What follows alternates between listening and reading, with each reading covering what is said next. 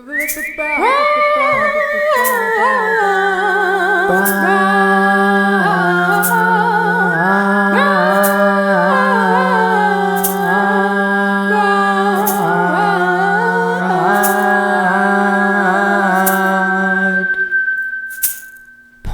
What's up? Do you remember when that used to be a thing? Oh my goodness. Welcome back to another episode of the Broad Points Podcast. I am your host, the broad that points, the broad with the points. It's me, Tyler, the lady. And to start off this podcast, I would like to say communication, it is an art form. Communication can alleviate so many of our current issues, including anxiety, stress, fear in general. There's just, it can be hard. It can, as simple as communication can be, it can be hard to execute. And the only way that it happens to get better is if you practice. We have to have the hard talks. Whether you're on vacation and something is reoccurring and you need to address it so that it stops reoccurring. Or if you're maybe having someone who is not being clear with a plan. I am a big planner, you guys. I work, with a lot of, how do I say this, executives, people who think that they matter a lot, and they do. People matter. Everyone matters. You matter. And the thing about having plans and having itineraries is that if there is going to be another person involved, they should also have input. At least that's my belief. And, when I stay with people, I always give them an end date. It's actually, this is so funny. It correlates and it doesn't, but tomato, potato, right? I was talking to, I believe it was my sister actually, about how to be a successful business professional. And we're going to say that it circles back to communication, because every day when I start my corporate office work day, I sign in, right? And then I immediately set my out of office for the time that I am going to be off of work. Yes, I do, because as if somebody messages me at 5 p.m.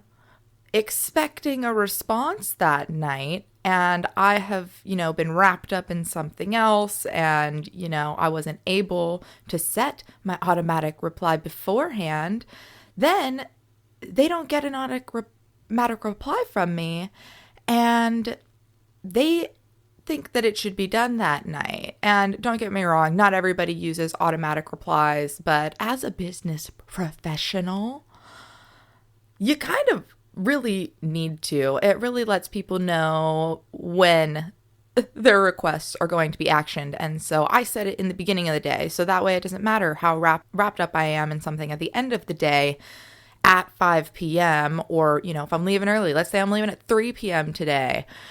My out of office tells people, I am gone. Catch you later. Because that's exactly how it's worded. Oh my goodness, too ridiculous. Just starting it off with a little bit of fun, you guys, before we get into that fundamental phrase for episode 52. Shall we do that now? I think we shall. The fundamental phrase for this week is, it's not what you know, it's who you know. And the more you know yourself, the better. Yes, you guys, how many times in our lives have we heard, it's not what you know, it's who you know? You know me. Maybe you don't know me. Maybe you're new. Hi, my name's Tyler. I'm a lady. And I really have noticed how in society we view a lot of things as being external. With the beginning part of this phrase, it feels very external. It feels like we're longing for something or someone. And I really do believe that everything we need exists within us. Which is funny because I used to travel the world thinking that, there was a part of me out there that I needed to find. I needed to find my peace somewhere else in the world. But I know it doesn't really make sense. The piece of you that you're looking for exists within you. And you can find that right here, right now.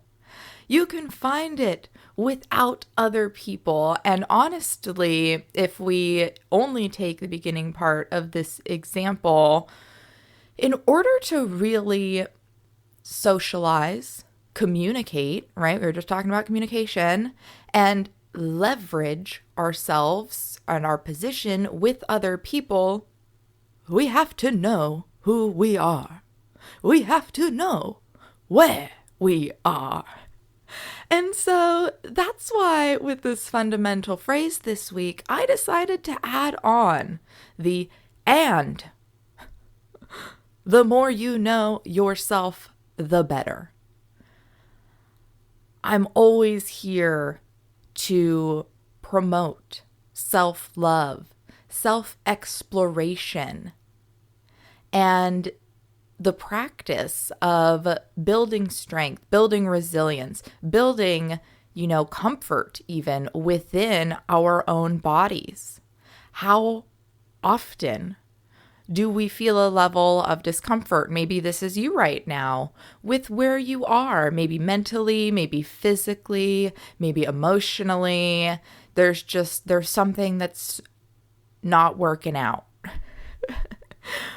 But if you don't know yourself, if you don't know how you want to show up in this life, if you don't know what you want to be doing, or what is normal, or what feels good, oh my goodness, let's think about this, right?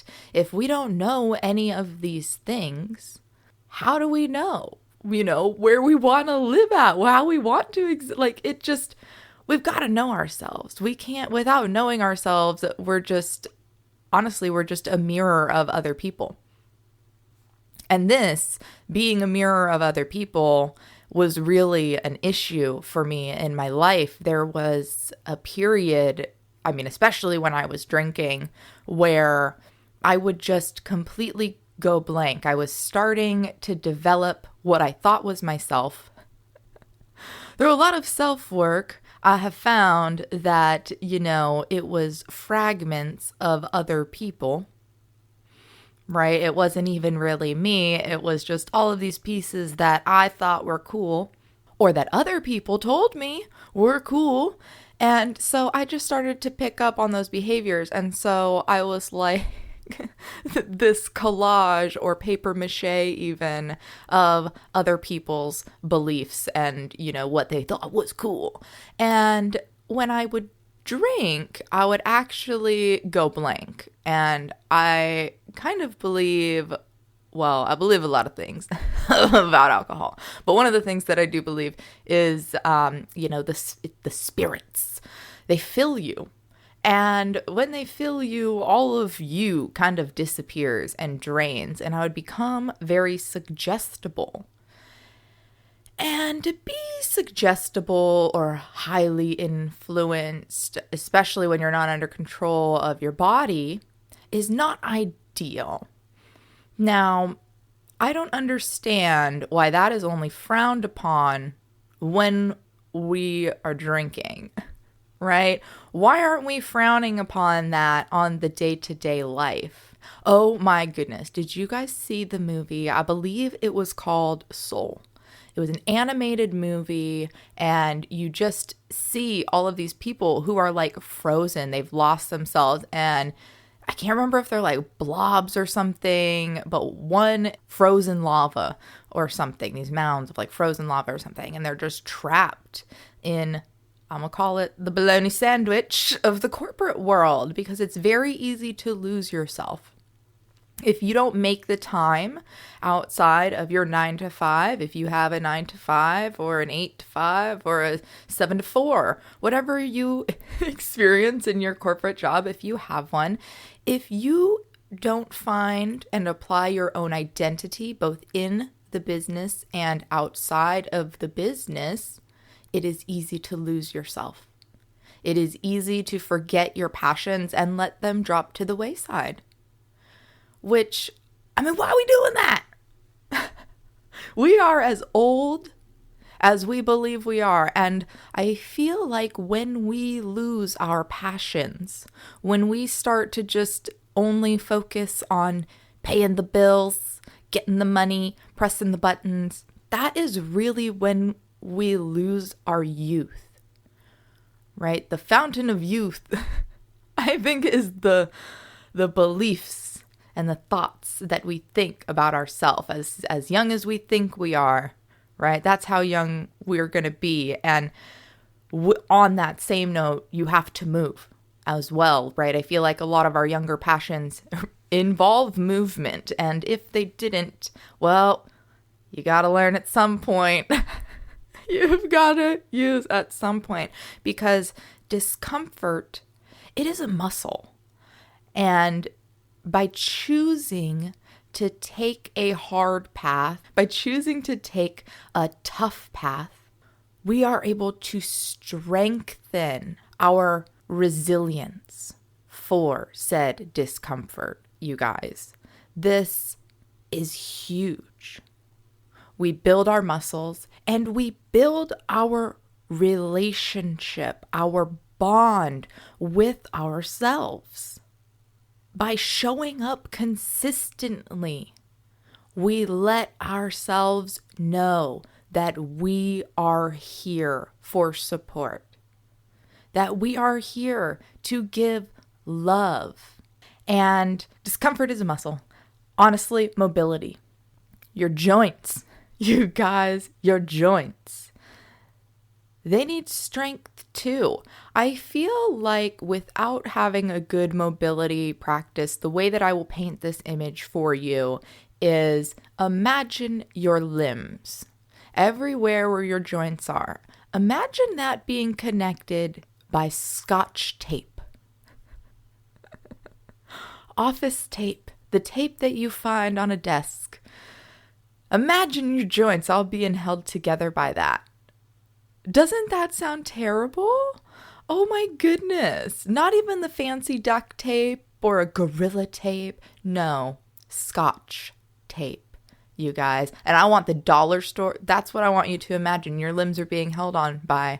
If you don't have a mobility, practice, routine, something in place.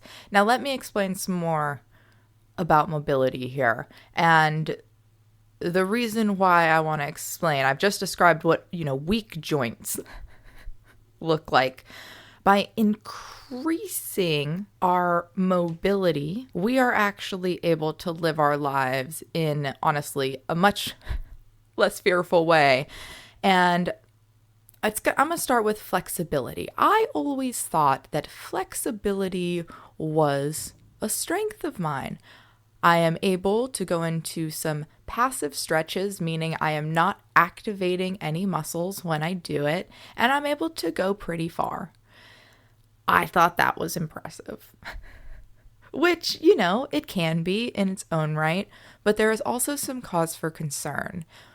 The cause for concern lies between the area where you very first stop using your muscles in the active stretch and you go into passive, and that end range. That passive range is actually the perfect place for injury to occur.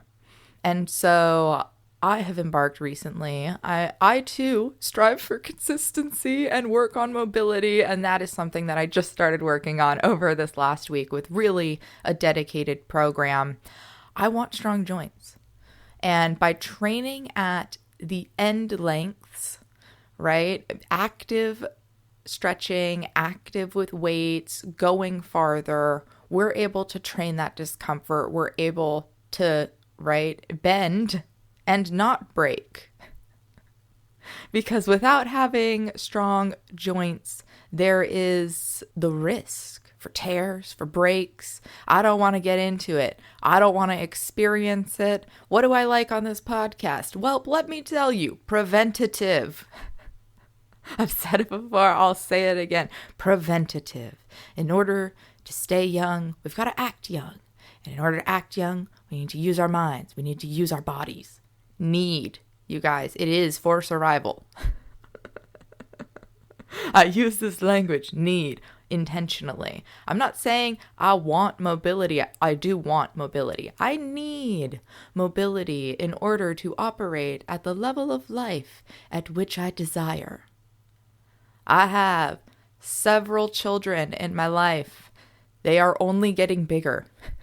They always want to be picked up and tossed around and, do cartwheels and somersaults.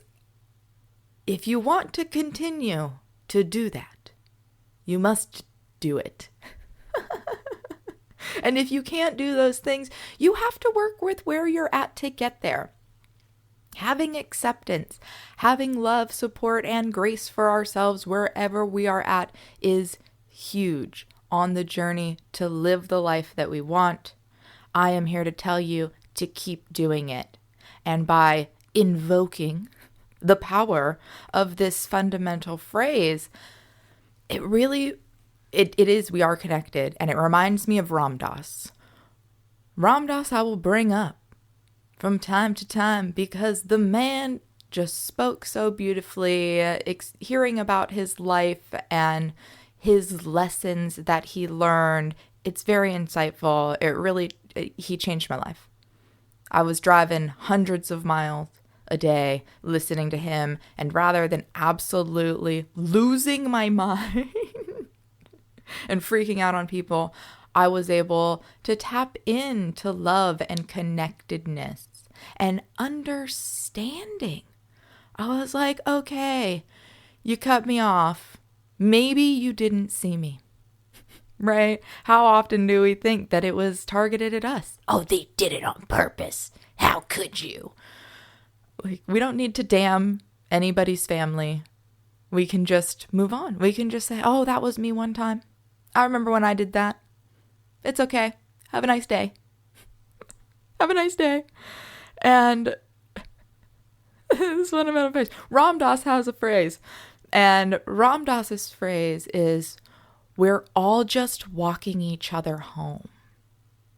This fundamental phrase goes perfectly with that because by searching for other people, by leveraging ourselves with other people, again, once we know who and where we are, we can actually have some level of connection with people that will matter. It's not what you know, it's who you know becomes relevant because we know ourselves. We know how we need or want to leverage ourselves to get us to where we want to go. And so Ram Dass, oh gosh, this phrase, we're walking each other home. We're all connected. We've all been there. Whatever position you're in right now, you'll be in the other position at a different part in your life. That's just kind of the way the story goes usually. And if, you see it and you watch it happening, you're able to really share your journey with other people. And you're really able to help them walk home. Everybody gets to walk home, you guys. Oh, do you remember walking home as kids? We used to walk each other home as kids. Let's keep doing that. Get to know yourself so that you can know other people. Also, discomfort is a muscle. Are you in some real thick shoes right now because everything is hurting you and you're feeling like the more cushion you have, maybe the better it is because it's softening No. I'm going to tell you right now, no. You probably need, I'm not even a doctor, but what you probably need is foot and ankle strength. How does one develop foot and ankle strength? We walk barefoot. You have to use the muscles to strengthen the muscles, you guys. And that is why I love my Xero shoes.